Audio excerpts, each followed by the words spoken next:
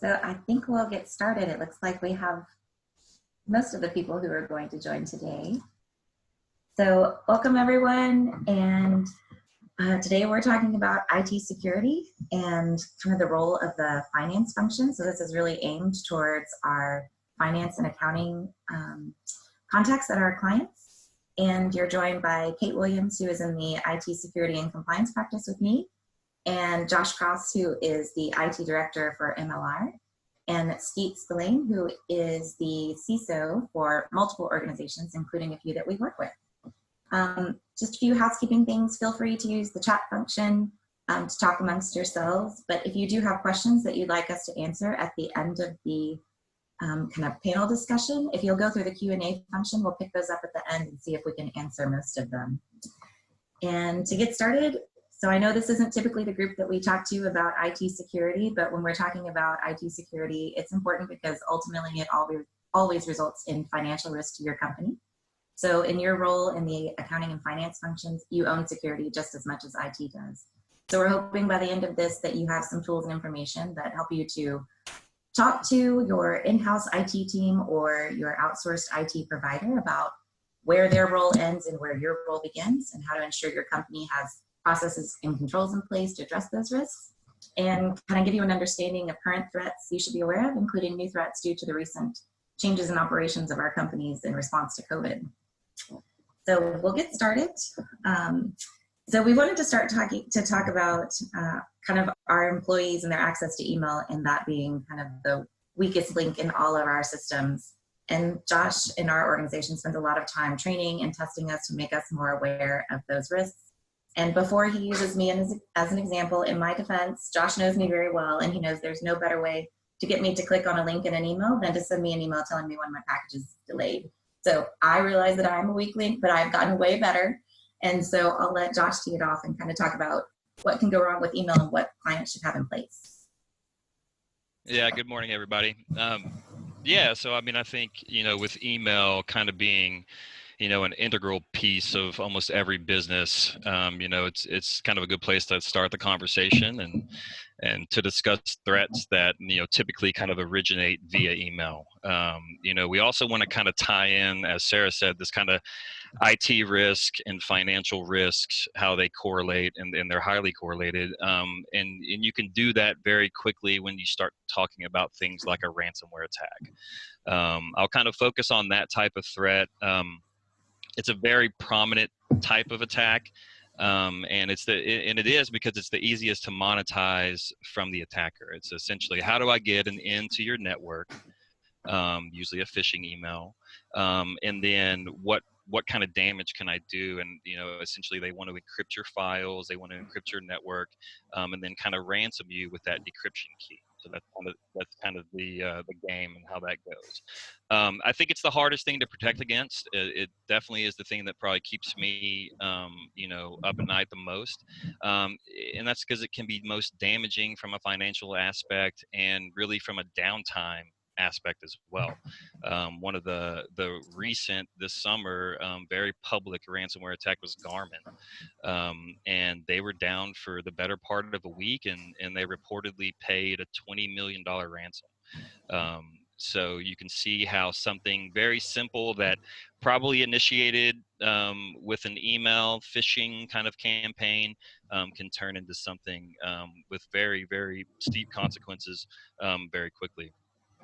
So like I said, email is the most common kind of initial attack vector for a ransomware attack. And I say initial because typically that's how they get there in. And it's usually a phishing email. And so what does that look like? So we've all got an email that had a link or had an attachment, and you open the attachment and then there was a link inside that. And essentially most of these, what we see these days, they're going to direct you to a website. It's going to be a fake website, and there's millions of those out there for this purpose.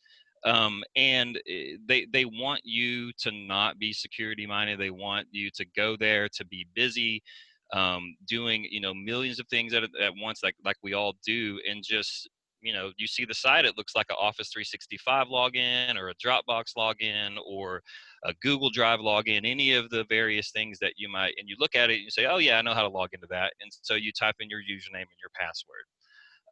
And then the site airs out, and then you just say, oh, okay, well, that's not working. I'll just go on and like deal with that later. And that's where you should have paused and said, okay, that was weird. There's something going on here. uh, More often than not, people don't, and they just go on about what they're doing. But that was when they captured your credentials.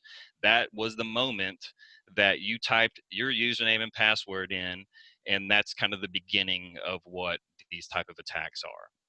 So if you do ever do that and you find yourself like, oh man, like, do I need to call IT right now? Like, I know that was bad. The simplest thing to do is just to change your password. If you change your password, the credentials you gave them through that fake website are now no longer valid, and you can go on. I would obviously let IT know and just let them know that this thing came through the email so they can see if other people got it, but that's it. So what happens next? So what we see typically, and these ransomware variants are getting more and more complex, but these things can take sometimes weeks or even months from that initial capture of those credentials before the encryption of your network happens. And the reason being is because they're gathering. It's a spray and pray type of thing. They're going to send out tons of these emails, and then they're going to capture all the credentials that come back to them. At some point, they're going to go look and see which credentials work. Um, Once they find credentials that work, they are then going to see what type of access they can gain with those credentials. And if you're a big company, and that happens to small companies as well, but that those are the ones they're looking for. Okay, hey, I got in. I now have a login to Garmin's network. What can I find out? Where are their database servers? Where are their email servers? Where are their file servers? How can I figure out what their network looks like so I can cause the most damage as fast as possible? If I can find out where their backups are and I can encrypt their backups, then there's a real high chance that they're going to pay this ransom because they're not going to be able to restore the data. So that's what they're doing. And like I said, it could take weeks, it could take months before they actually like decide when to kick that off. And they'll probably do it on, a Friday night after hours, to give it the weekend to encrypt a bunch of data, and your IT guys will come in and have a very bad Monday morning. Um, so so what do we do to protect against things like this?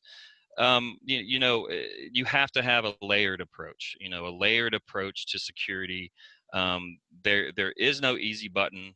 There's lots of technologies that can help. And IT people try to put a lot of those different technologies in place, a lot of different services, and we'll talk about some of those as I kind of walk through some of these scenarios. But the last line of defense, like Sarah said, the weakest link is always your users, and that's just because it's the human error element. People, they get in a hurry. People love to click on things.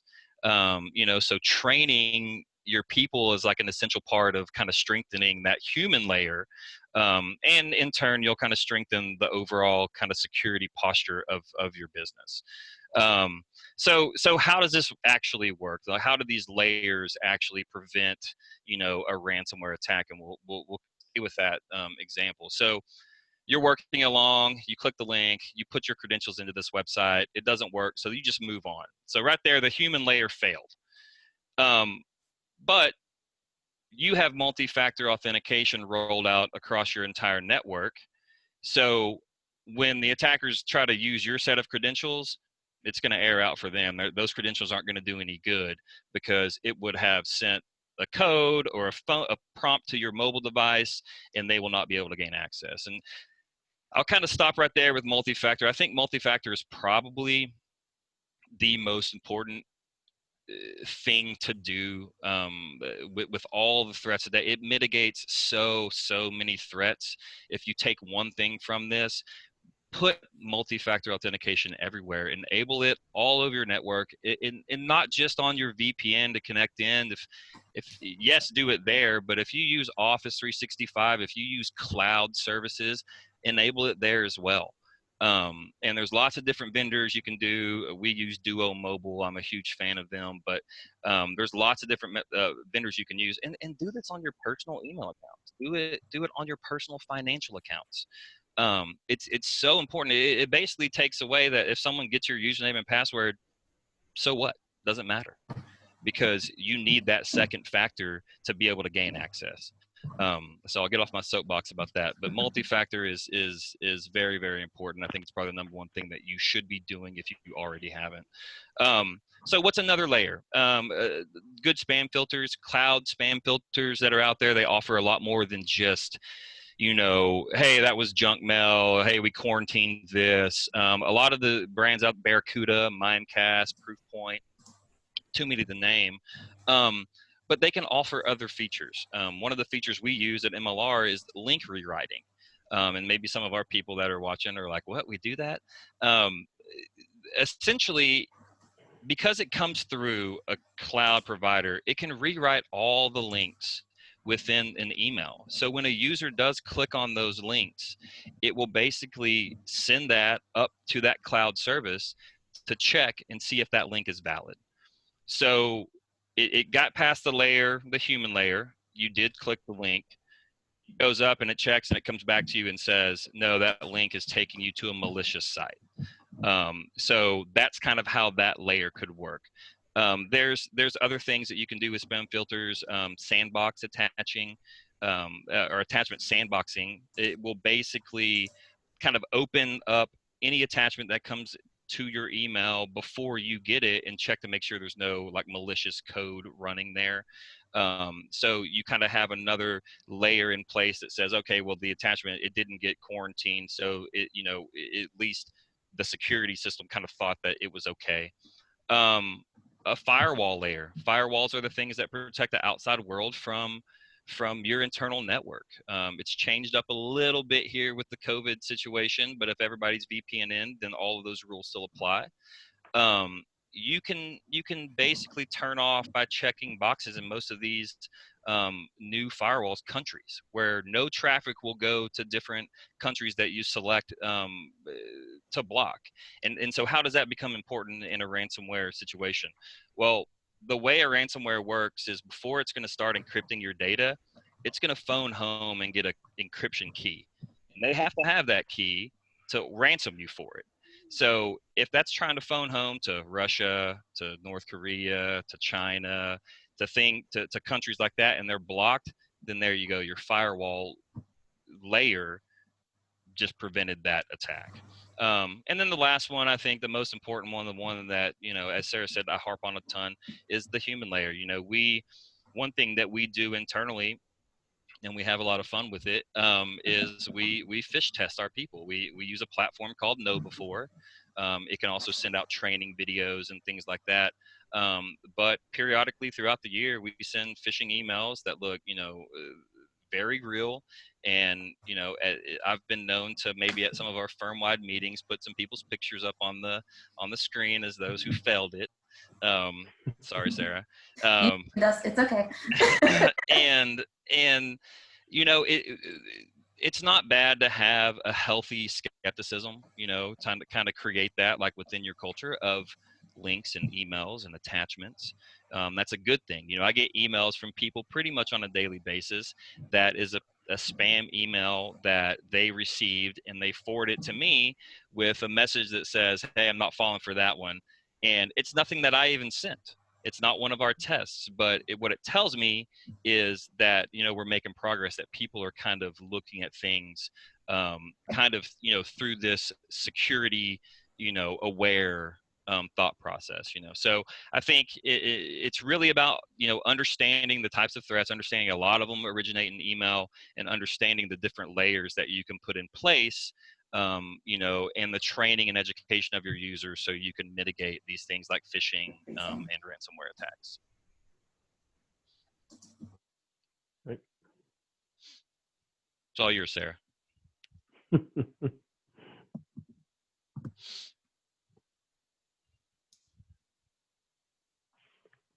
Great. Skeet, do you have anything to add? I know you work with a lot of different organizations. What are you talking to your organizations about when you're talking about email? Well, so Josh, I think that was a great summary of that, what we call defense in depth architecture. And I totally agree. And yeah, the challenge is the bad guys only have to be good once, and all they have to do is get through. And once they're through, they're very patient. And we've seen, multi-variable attacks where they actually go after multiple parts of your organization to ensure that they actually are successful in getting through. One of the things that we've seen, you mentioned the landing pages in Office 365. We were working with the FBI earlier this year, and we saw a case of an attack that actually did a DNS poisoning, where they actually put in a redirect on the company's DNS to an Office 365 account. So when you went to Office 365, it immediately went to their site, which looked like an Office 365 landing page. Everything was perfect. When you typed in your credentials and failed, it actually did a redirect to the normal Office 365 platform. So you as a user just thought that you had actually mistyped your credentials. You typed them in again, all of a sudden you're in. You didn't think anything else. So now they're quietly hiding in the background with your credentials. So your point about multi-factor is absolutely the number one thing that can reduce the threat surface on the outside of your organization. So completely agree. Great. Do y'all have anything to add around email? We'll move on to the next topic if not. Good. So I think, Skate, if you could tell us a little bit more about working in virtual environments. I think a lot of our clients, including our firm, have moved to a different way of operating, and we have a lot more people at home. And I think clients are facing a lot of risk from that. And so if you kind of talk about what they should be thinking about now that we have our employees in different places. Absolutely. Yeah, the world has gone sideways, as everyone knows. And one of the biggest changes, it was the migration to remote users, work from home. And in the typical environment before COVID, a typical organization had 3 to 5 locations and maybe 10% of their user and workforce working in a remote capacity, not necessarily even in their houses, but out in the field. So a constantly moving workforce. Now we've flip-flopped that. Now we're in the 90 percentile working from their homes. And instead of having 3 to 5 locations to protect, you now have hundreds. And each of these environments creates its own types of risk. We'll start with just the basic home network. You now have all of these home users' Wi-Fi networks, which may or may not be secured properly. They may actually be in an environment where other people can see that Wi-Fi SSID, so that network is exposed to people trying to test for weak credentials or no encryption whatsoever. And then the laptop itself that they're working from home on is actually in an exposed environment. It may be that they've got roommates. It may be that they've got kids who are actually hopping on the machine, where that laptop used to be behind a network firewall and protected. And if you had monitoring, you could see what was going on that laptop. Now that laptop is in a place where you may or may not be able to have that insight into what's going on with the organization, with that device. So someone comes on, a scenario that we've used and seen actually played out, a hacker war dials or war drives the Wi-Fi, identifies that the user has weak or no encryption on, they compromise the local network. Once they're onto that local network, they start conducting scans and they find that a laptop has not been patched. And this is another common problem we're seeing now in the work from home environment, is that because devices are separated from the network and not coming on as frequently, they're not being updated regularly. So they find an additional vulnerability on there, they compromise that. And once they've compromised that, they now actually have access back. If that device is connected via VPN back into the corporate platform, they are now actually able to move laterally back up into the network itself and start to look for other targets. And in a lot of cases, though, the monitoring and alerting capabilities were not necessarily designed for a endpoint that's remote. They were designed for that network environment. So it becomes very difficult to pick up on that attack signature occurring. So it requires a lot more diligence on the security and IT teams to understand what's going on these laptops, making sure that they're patched, making sure that the users have best practices around how to actually secure their home networks, making sure that they have modified policies, even something as simple as, hey, you've still got to have that screen lock and don't let your kids use your computer when it's sitting at home, so that you're reducing the risk of someone actually being on that machine, clicking a link, and all of a sudden activating a ransomware from a remote location with a VPN connected device. And all of a sudden the network is encrypted and you don't have any idea how it actually occurred. So I think it's definitely created a lot of challenges there. I think we also are struggling a little bit with the ability to educate those users, because now where users actually used to actually have the ability to talk to users, they would bring up points that they were seeing and issues that they were having. Being in a remote capacity, they don't necessarily have that daily interaction that they used to have. So making sure that you're staying in front of your users on your security awareness training and making sure that you're constantly reminding them of the threats that they're exposed to are very important. And so, Josh, maybe you can talk a little bit about this as well. What have you done kind of in moving everyone to a completely remote workforce? Is there anything that you would tell our clients that they need to be thinking about, or like kind of action plans they can put in place from kind of the finance function and talking to their IT groups? Yeah, absolutely. So, I think that because of the nature of our business and, auditing and a lot of people already out at the client, we had a lot of these things already in place. So as Skeet said, the one thing is you're not necessarily prepared to, manage all these devices at all these different locations, right? So one of the things that we had in place, and there's lots of different vendors that do that. We use one called Kaseya, and it puts a little agent on all the machines. And so we can still push patches out. But it's a little bit of a predicament because it's not the cheapest solution there. But you lose a lot of the things like pushing things out through the normal group policy is how we push patches for software that we use. There's some other vendors like a Cisco umbrella that can also help, because how do you content filter? It's this idea of when the machines are within your firewall, you can filter out all of these different sites that they can go to. But now that they're using their own home internet, there are solutions there, and Cisco Umbrella is one where it also puts a remote agent on all of the laptops, and you can apply policies that way. But I think that it's probably not something that a lot of these a lot of firms have already implemented and were using this before. So they're kind of in a situation to where, okay, hey, how are we going to maintain this same level of security in this remote environment? And I think it's a tough one to do.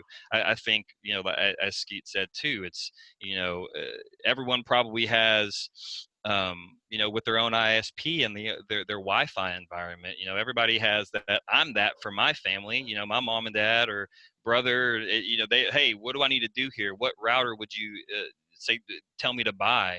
And anything that you have that's new or provided by your ISP is probably already set up with the appropriate encryption. But it's very, very hard for us, especially for an in-house IT person like myself, to know how that setup is. So I mean, those are definitely some risks that people need to be made aware of. And it kind of depends, it'll vary kind of widely on what the right action plan is.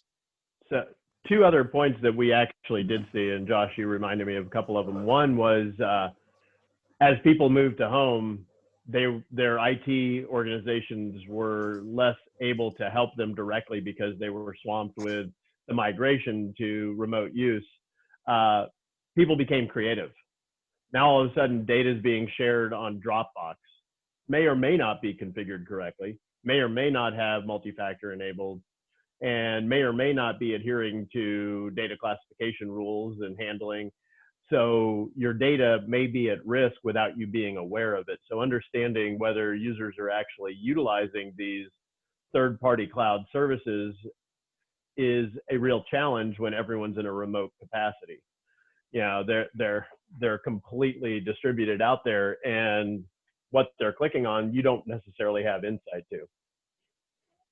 And so the the one thing there again is that you may need to modify your policies, make sure that you're making people aware, hey, we want to make sure you're enabled, so let us know what type of services you need. We'll make sure we give you a good secured way of using that. The other dimension of an attack that we've seen out there is also through the home automation networks. Josh had mentioned, yeah, make sure that you're securing your home bank account with MFA and others. Don't forget about your Ring devices and your Nest and other things in the house. They can be paths in that you may not be aware of because they're exposed and they're broadcasting out there. So multi-factor should be used on everything. And it's also good cyber hygiene to make sure you're not reusing your passwords. One of the biggest challenges we see is people will use the same password in their corporate network that they do on their Facebook account. And they don't have the same level of rigor on that Facebook account. So they didn't put multi-factor on there, but the attacker, they are very sophisticated. They will actually develop dossiers on people if they're really interested in trying to get after the organization. So they will target the Facebook account, compromise the credentials there, solve for the password, and that will become part of their dictionary as they go after that user in a credential harvesting type of attack.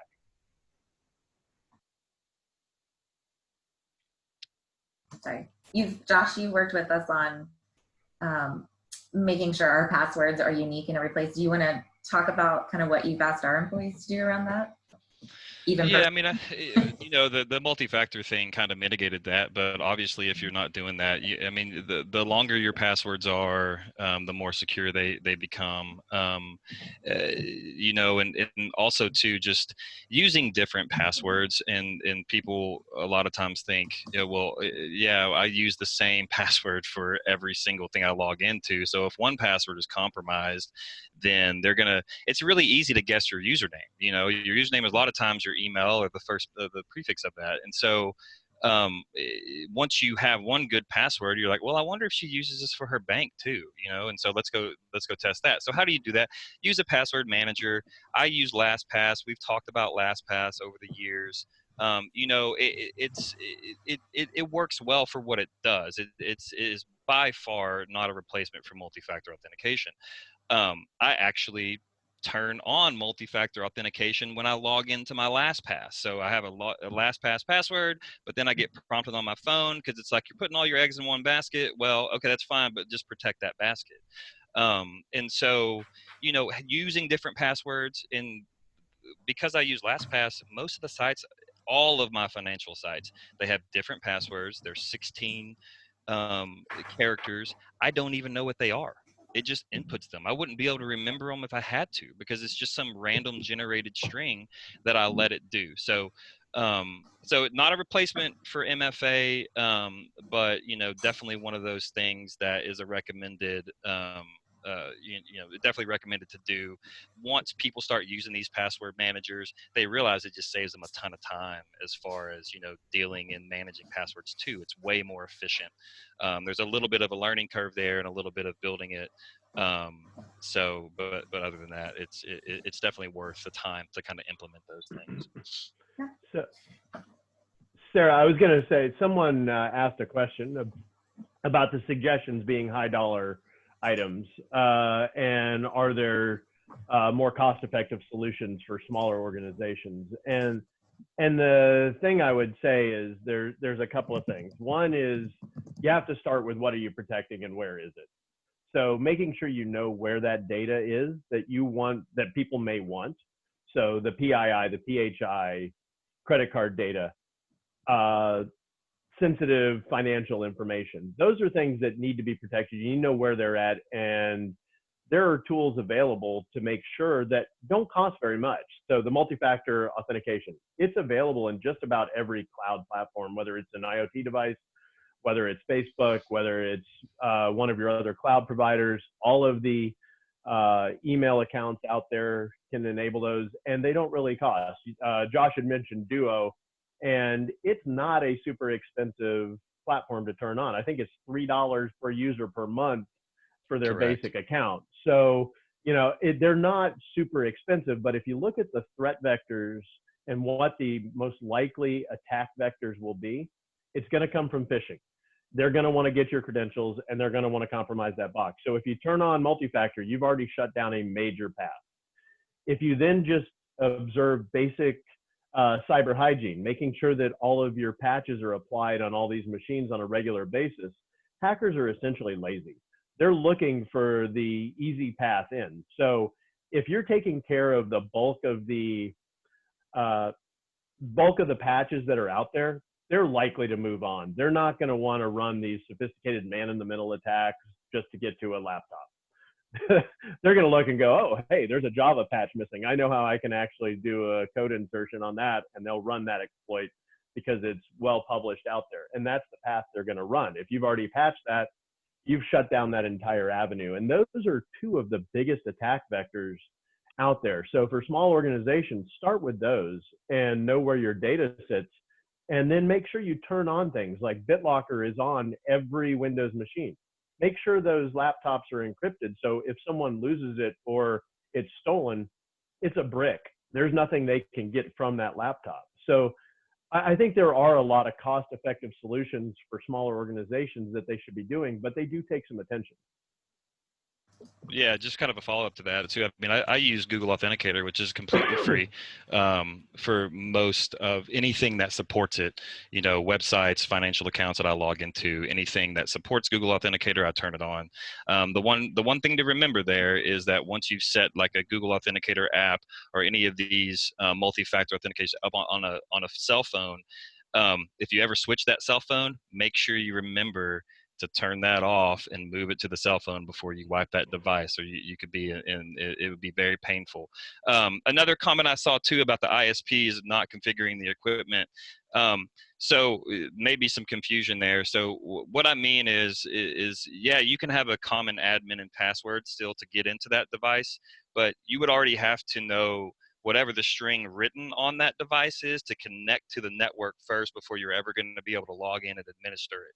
So most of those new devices, if you go and look, it's kind of written on the device itself, and it's usually the 12 to 14 character thing. So you would need to be in the house to actually visibly see that for the SSID and to log on to the network. And then, sure, should you go ahead and change the default admin and password to the management of that device? Yes, but you would need to be able to get on the device and join that Wi-Fi network first before you would ever even be able to do that.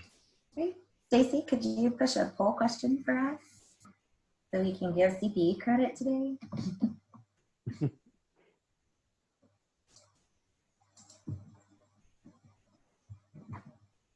Thank you.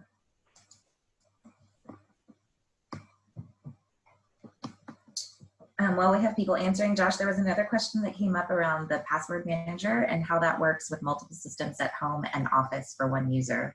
I think it works pretty well if I'm speaking for myself, but maybe you can talk a little bit about that while people are doing the whole question. Yeah, absolutely. I mean, for most people, the thing about, and I'm most familiar with LastPass, it's what we use, but you can actually change. I mean, you can kind of set up almost folders in there, and you can, with the free account, and don't quote me on this because they keep changing what you get when you pay the $3 a month or what you get with the free, but you can even share certain passwords. So in mine I have kind of a folder that's all of my passwords and my wife's passwords that I've saved I need access to, or even like my mom and dad who always get themselves locked out of things. I put those in a separate one, and I can share them with those share those specific passwords with them via their email address, so they kind of see those shared passwords together.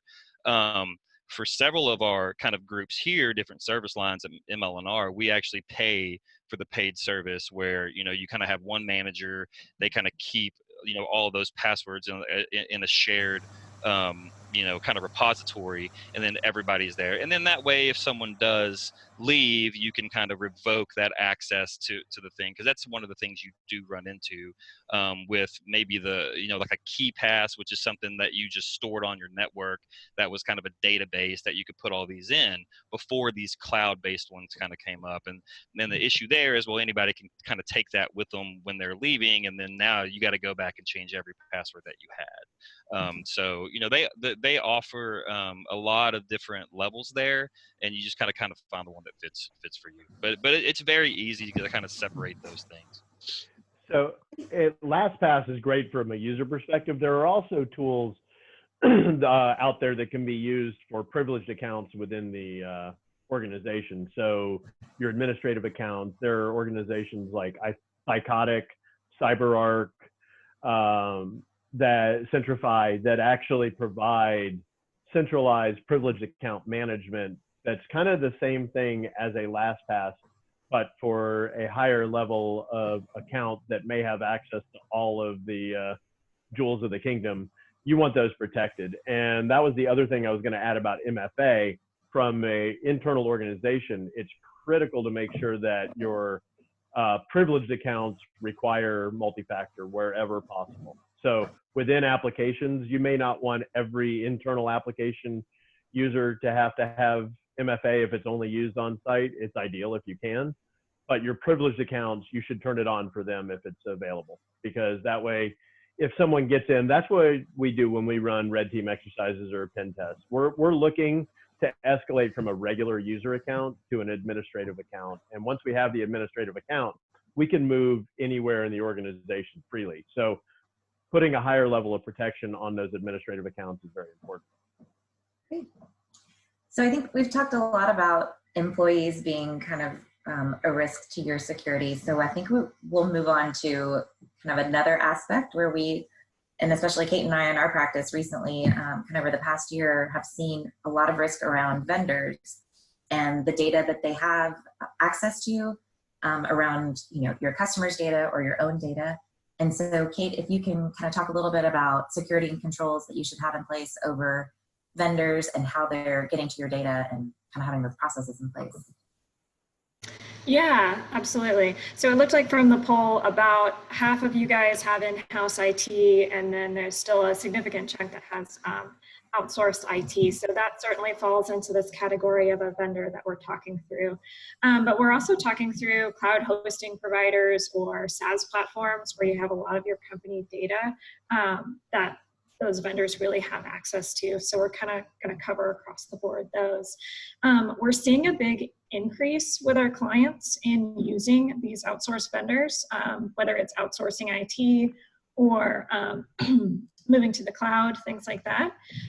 What we're not necessarily seeing is a strong recognition of just how much sensitive information those vendors really have. So when you think about it, when you think of an outsourced IT provider, think about your folder structure, like where you're storing your financial information, where you're storing product information. That might be on a shared folder system that's managed by your outsourced IT provider. So they theoretically have access to really all of your information. You can also think about that for payroll data. So you're using a payroll processor. So you have all your payroll data that's being shared with a third-party vendor. So one thing I'll note is that the use of vendors often can be more secure. It might be more secure to use a payroll processor than having hard copy payroll information that could get lost. But only if you do that due diligence to pick the right vendor in the first place and then monitor that vendor on an ongoing basis. So I like to kind of bucket vendor management into 3 sections. You talk about vendor selection. How do you know you're picking the right vendor in the first place? Are you vetting the vendor? Do you know what to ask? Are you incorporating the right people in that decision in the first place? So do we have, just one manager making the call to use this specific, payment processor, and we didn't check with IT and we didn't check with the CFO? Or did we really bring in everyone together to talk through what are the risks of using this vendor, and what are the considerations? Do we know if we're a healthcare company and we're going to use a vendor and they're going to be able to access healthcare information? Do we know that they're HIPAA compliant and we have a business associate agreement if we need one? Do we know if we're using a SaaS platform and all of our customer information is going to flow through it? Did we ask if they have a SOC 2? Did we look at that SOC 2 to make sure they're passing everything? They have these controls in place for security of customer information. So that vendor selection process is really important. But it doesn't stop there. I also like to call a category just vendor setup, vendor configuration. So with an outsourced IT provider, that might be, are we really giving them the good lay of the land of our organization so they can, jump in and help us as we want them to? Did we consider what kind of information they have access to? And maybe if there's some really sensitive data that we don't want them to have access to, we keep that separate from them. So did we think through kind of that setup process? And then for software, using software that has access to our sensitive information, did we set up MFA? Did we configure it to require passwords of a certain length? So that initial setup, that's really important when you're choosing a cloud hosting provider and getting that set up. There are a lot of steps involved to make sure your data that lands in that cloud hosted environment is secure, and you're leveraging the security that those hosting providers generally, you can toggle to select how you want passwords to work and monitoring and those certain things. So that setup process to make sure you picked your vendor, you're good on that, you have them set up to focus on security and restricting data from those vendors, if it makes sense to do so. And then monitoring is the third bucket. So we have selection, setup, and monitoring. So monitoring, what we recommend is getting this. Outsourced IT providers generally don't have this, but a lot of software that you use, they will have a SOC 2 report that you can ask for. So if you're using a data center, you can ask for their SOC 2 report and look at that, and it'll say things like, environmental protections of your servers. It'll talk about physical access restrictions to your servers. It'll talk through all of the controls they have in place, and then that document, those controls have been tested by an external assessor, and so you can trust what's in those SOC 2 reports. That's something we recommend doing every year.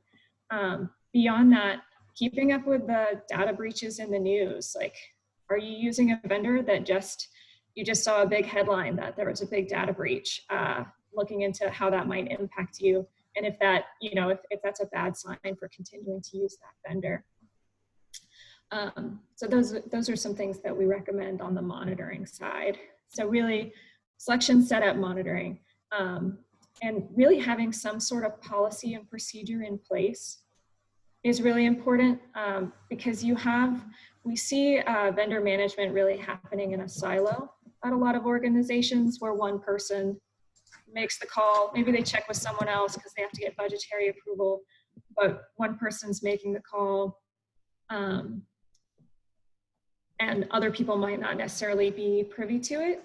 Or you have a new team come in and they weren't part of vendor selection for other things that already are in place, and they don't know the protocols. So having these written out in a policy or procedure is really helpful, just for consistency across the board, and to make sure it's all lined out so people know that are really expected of them through that process.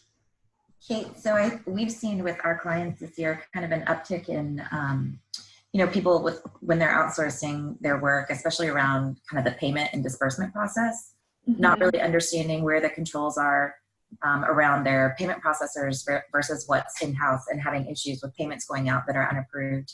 And so I think what we've seen is people kind of not doing things on the front end around the user entity controls. So how do you suggest people go about making sure that when they think someone else is doing something for them and that it's all taken care of, that they have the right things in place and that they know what they should be checking on and what they should be doing in order to make sure kind of they don't, have incorrect payments going out or things like that. Yeah, absolutely. Yeah, that's a great point. And we saw that with a client specifically where their vendor selection process was a little less tight, a little less perfect, and there was an incident where a payment went out, and if there had been appropriate controls in place, that might not have happened.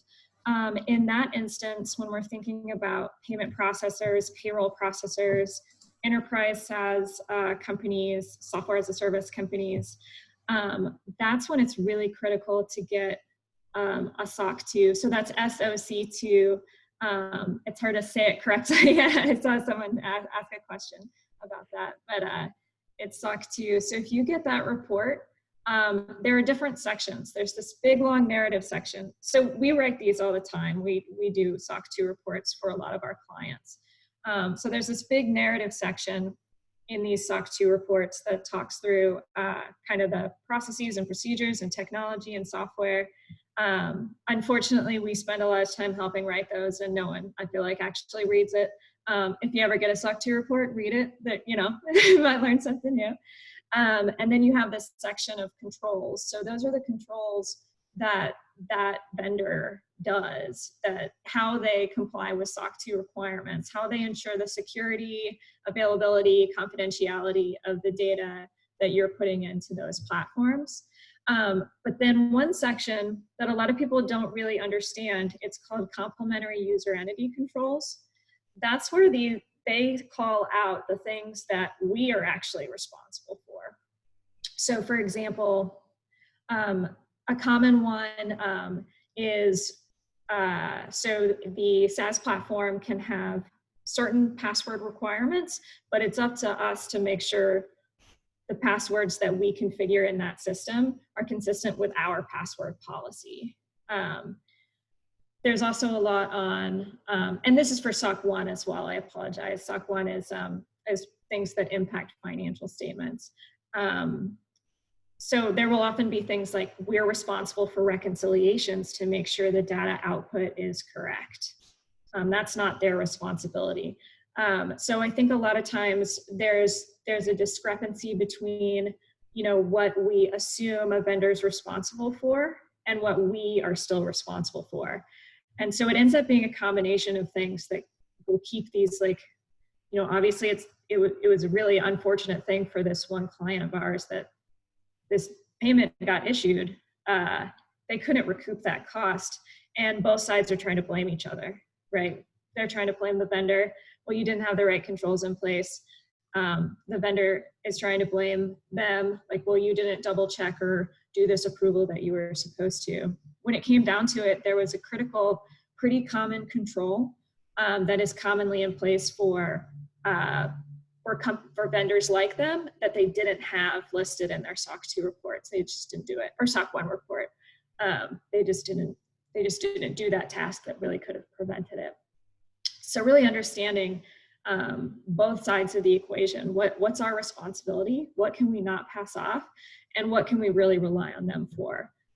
So that complementary user entity control section of the SOC 2, when you're looking at things like outsourced IT providers, there might not be a SOC 2, but really digging into that vendor agreement, like, what are they promising they're doing?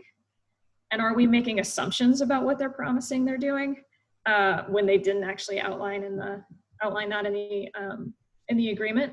And then are we actually going and checking that they're doing the things that they're saying they're doing? So Josh and I have helped with that for a few clients. So checking, so use this outsourced IT provider. Are they actually doing what they say they're doing in the agreement? And also, is what you're paying for in the agreement reasonable? Should they be doing things that they're not? Are they having the right controls in place on their side to keep access restricted? Things like that. So really understanding from the start and continuing to understand that discrepancy, that difference in responsibility, who's responsible for what, is really important. Stacey, I'll let you push another poll question, and I'll let Pete and Josh add anything around vendors that you all are seeing with your clients or think they should have in place. Yeah. So I see vendor management as the third, number 3 in the attack vectors. It's one of the more common paths because they are a trusted account into your organization, into your data. If they get compromised, your assets are at risk. And I always advise clients that you can use outsourced providers, but remember, when you outsource, you're outsourcing the responsibility, not the accountability. You still are accountable for the protection of your data and your assets. Your customers won't go to them and say, why did you lose my data? They're going to come to you, or they're not going to ever come to you again. And that's the important aspect of it. So really, okay, when you said no one reads the SOC reports, I read them all the time. As the CISO, that's actually one of my regular reviews. I read every one of them. And not only do I do that, I go to the controls and I look for exceptions. And if I find an exception, I review the management response and I determine if their management response is acceptable. And if it's not, I'll get on the phone with them and I'll ask them, how are you going to address this? I understand what you said in the SOC 2 report. How are you addressing it? Have you addressed it? And what's your plan for addressing it? So holding them accountable to make sure that they're doing their job is absolutely important because they do have privileged accounts. And if they're compromised, your data is at risk. Yeah, I love that point on accountability. There are just certain things you can't outsource. There are certain things that you as an organization care more about your data than anybody else, and you just can't outsource that component of it. And the other thing that I always advise clients too is know who controls the keys.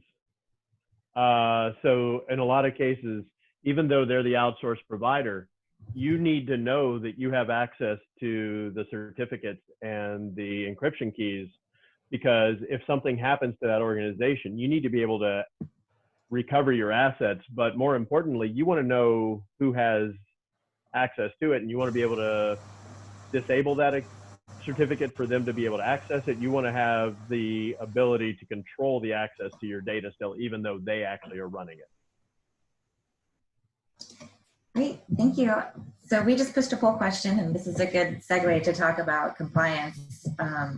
So it looks like a lot of you have SOC compliance, HIPAA, PCI, GDPR.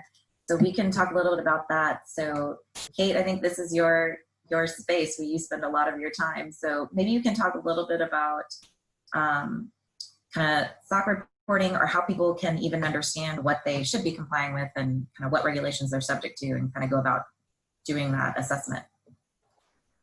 Yeah, absolutely. Yeah, so the results are pretty mixed. Looks like half don't know what the letters mean. That's okay. It's a lot of acronyms. It's a lot of letters. Compliance loves letters. We like making things seem confusing. Yeah, definitely a lot of HIPAA. Yeah, that's great. It's good to know. Yeah, so it's hard to know what frameworks, compliance regulations apply to you. So we all like to Google things, right? You would be shocked by the amount of misinformation, old information, or biased information on these compliance regulations. It's also such a personal, industry-specific, company-specific question that it's really hard to Google, what compliance regulations matter for me, because it's so specific to your organization. So there's some regulations like HIPAA. Most people know if they need to comply with HIPAA. It's really well known. It's been around for a long time. It's been well communicated. So that's not one where I see a lot of confusion generally. When you get to things like GDPR and CCPA, so those are data privacy regulations. GDPR was from, that's a European regulation, but it impacts United States companies because we often have information on European EU citizens. But not a lot of people understand like the exact specifics of when you need to care about GDPR. Same with CCPA, that's California's version of it. So what's happening with data privacy is that more and more states are thinking through what they should have that is similar to GDPR or CCPA. So you have a lot of things hitting, being considered as pushing through to regulation, and maybe it doesn't go through, maybe part of it passes. So you have a lot of changes in this that are ongoing. So it's really hard to kind of keep track of what data privacy regulation really matters. We also see a lot of confusion around SOC 1 and SOC 2. Looks like a lot of you guys actually are privy to that. But that's something that people often don't know that those would be helpful to them or required until they actually almost lose a customer or potentially do lose a customer. So it's important to find ways to figure these out on the front end, figure out what regulations apply to you on the front end. A couple of pointers on that, I'll say, it's really helpful to have peer groups of people in similar industries. That's really important to see. So I'm a health tech company. What other health tech companies do I keep in touch with? What are they doing? So keeping up like that. Meetings between executives and management can be really helpful. So sometimes the CTO finds out first, like, oh, we should really be looking at this. Sometimes it's a sales guy. Sometimes a salesperson is talking to a customer and they say, yeah, I'll sign the dotted line, but you need a SOC 2.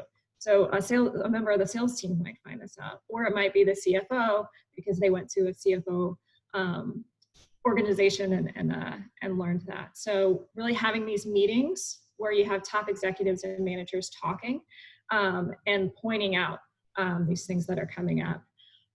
Also really rely on your service providers. So we're at Maxwell Lock & Ritter. We have a huge audit team, obviously. I imagine many of you are audit clients. I get a lot of questions from our auditors. They come to Sarah and I and say, hey, my client has a question about HIPAA. My client has a question about SOC 2. So we'll connect with them and we'll give them the rundown of what applies to them and what doesn't. Your law firm, if you have a lawyer, then they might be helpful with this as well, or kind of outsourced accounting or bookkeeping. Sometimes they can be privy to a lot of these. So really trying to find legitimate sources of truth for this instead of just ignoring it until it's detrimental or Googling it. You can get a lot of misinformation that way, unfortunately. Yeah, and so in our previous poll question, we talked about, we got results back, and a lot of you are using outsourced IT providers. So we wanted to talk a little bit about that as well. And I think when we were putting together this, discussion and kind of what we wanted to talk about, we had really good talks about the difference between security and compliance, especially related around using outsourced providers. So Skeet or Josh and Kate, all three of you, I think we all kind of talked about this. So feel free to jump in. Yeah, I think it obviously can kind of vary widely, and I think that's one of the tougher things to really understand, that you're getting what you're paying for, and I think it's tough for a few reasons. As an in-house IT person, I spend a significant amount of time thinking about security, and we pay external, we do a security assessment periodically, and they tell us, hey, these are the gaps and these are the things you can do to fill those gaps. And and I've been here for 12 years, and I know have the historical knowledge of what the firm does, and I understand the service lines, and I understand all of our applications. I understand what we need to comply with, but I also spend a tremendous amount of time just keeping the lights on and telling users to reboot their computers.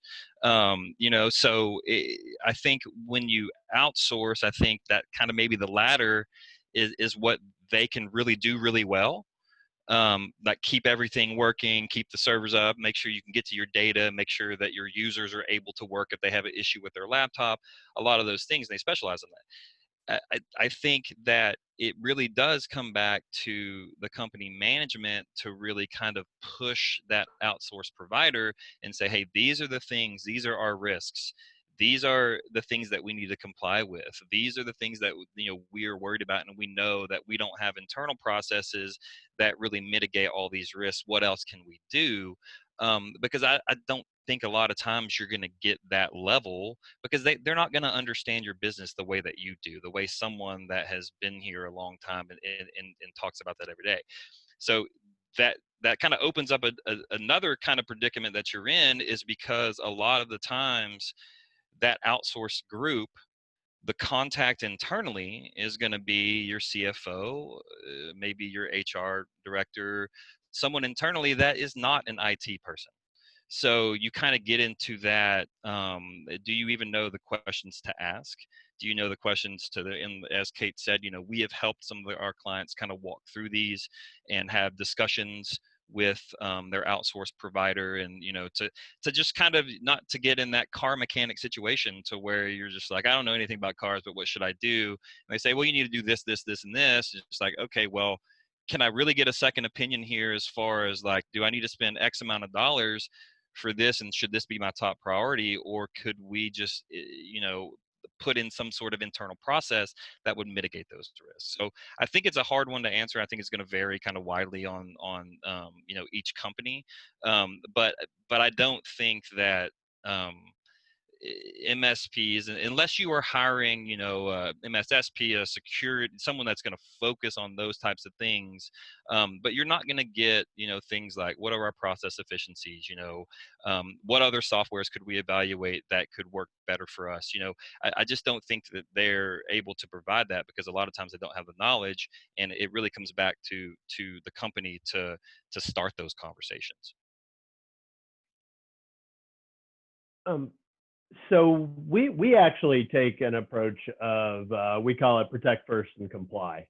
And our foundation is making sure you understand what you're protecting. What are the critical assets to your organization, and start with those.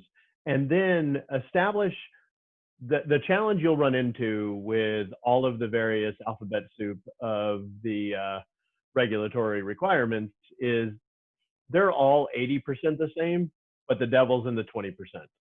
And so what we recommend is, starting after you kind of identify what those critical assets you're trying to protect are and where do they sit, adopting a established framework, a security framework that can be your grounding, if you will, of your program. So it could be the NIST cybersecurity framework, or it could be the ISO 27001 and 2 framework, because what you can then do out of that good framework posture is start to do crosswalks to the various regulatory requirements that your organization fits. And by establishing that foundation, what you also enable your organization to do is to absorb new frameworks relatively quickly, because what you can do is look for the deviation from the framework that you have and say, okay, we want to adopt NY Shield because we're doing work, or NYDFS because we're doing work in the financial services space within New York City. And you can then look at that and say, okay, the crosswalk says that these 7 controls are actually different from my normal controls. And then you actually are able to target your remediation efforts. What it also helps with is when you go to that outsourced provider, now you can say, here's what we need to adhere to. And you can look for gaps of where they're not meeting those, and ensure that when you're having the conversations with them, that you're driving those conversations to, how are you going to address these gaps that you have against my framework or against my regulatory framework? Great. Yeah. So we are getting close to the end of time, but we're happy to keep talking and continue with any kind of Q&A. We've been trying to answer questions as we saw them come through the chat function. But really what we wanted you all to get out of this is to really, we kind of thought through what we thought the kind of top things the finance function should be thinking about when they're asking questions to their IT department, whether it's in-house or outsourced. And if you need help talking to them or coming up with kind of what's important or what controls you should have in place or processes, we're certainly here to help you with that. So contact us or introduce us to your IT department, and we're happy to talk to them directly. So we're here, and we're happy to keep answering questions. And just a housekeeping thing, when you click out of the chat function, you'll get a pop-up for a survey. Fill out the survey if you would like to get CPE credit. And I will push through Christina Stewart-Wald's email address in case there are any issues with CPE, but we will keep talking for anyone who wants to ask questions or keep going.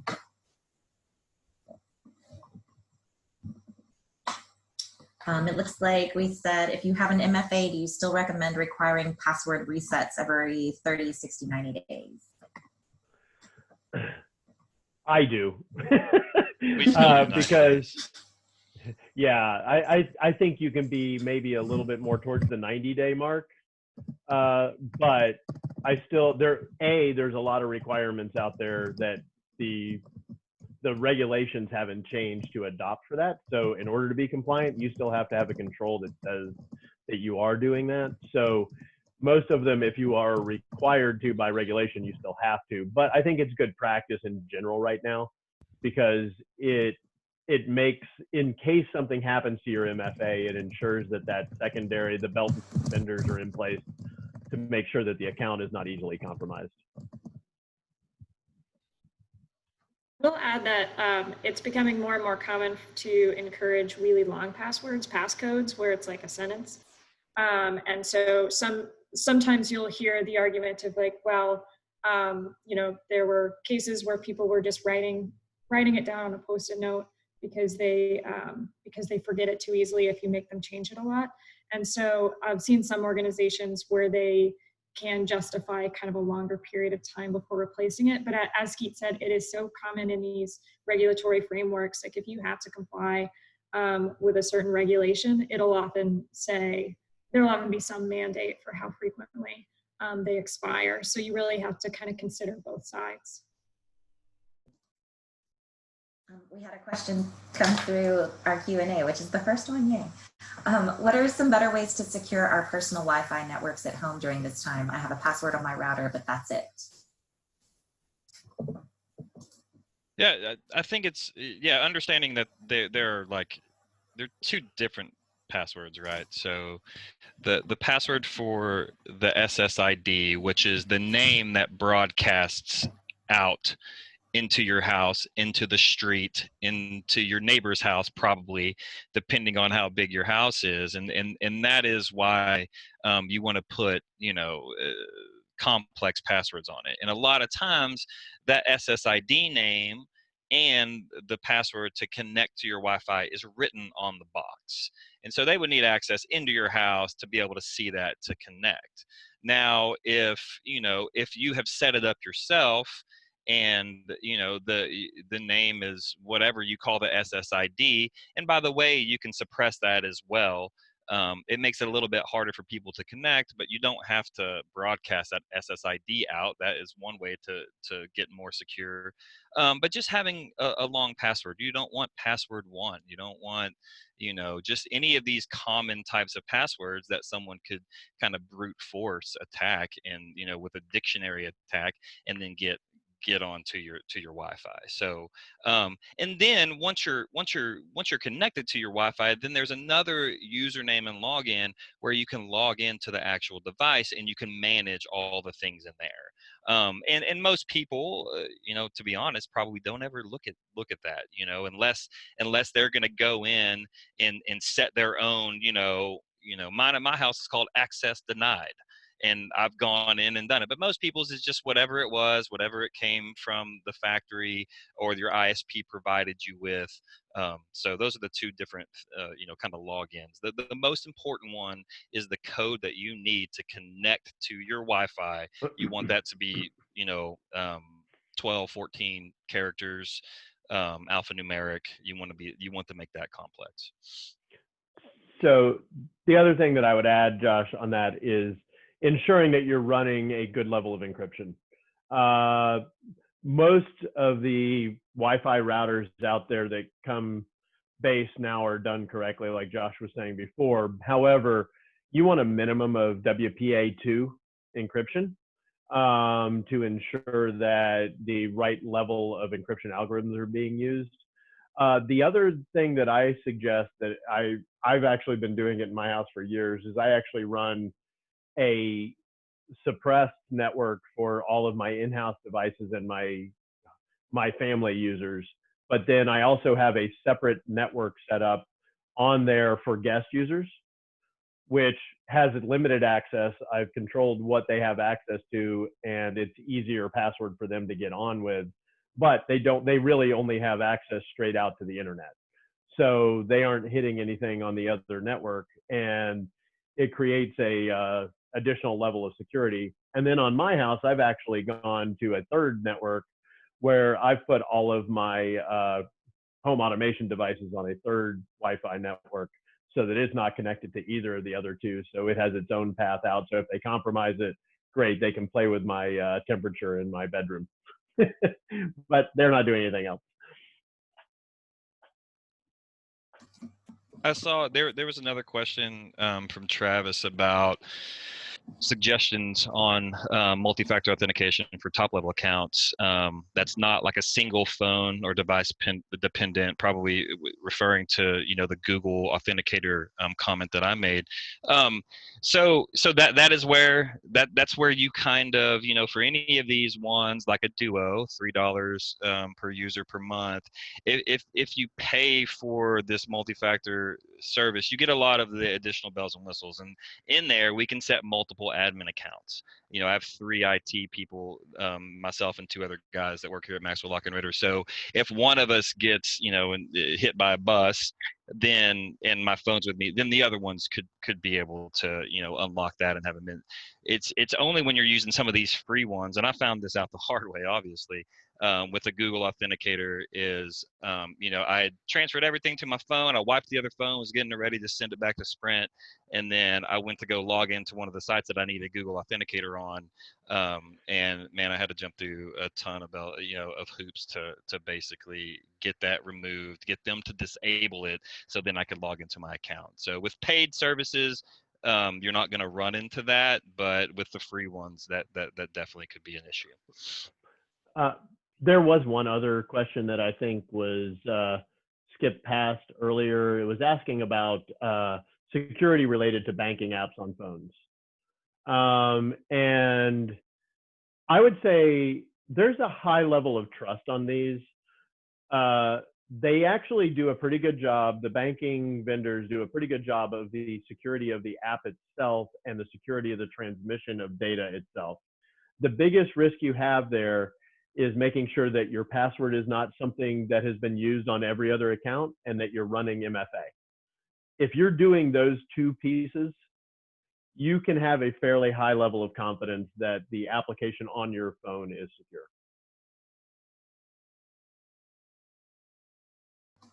Great.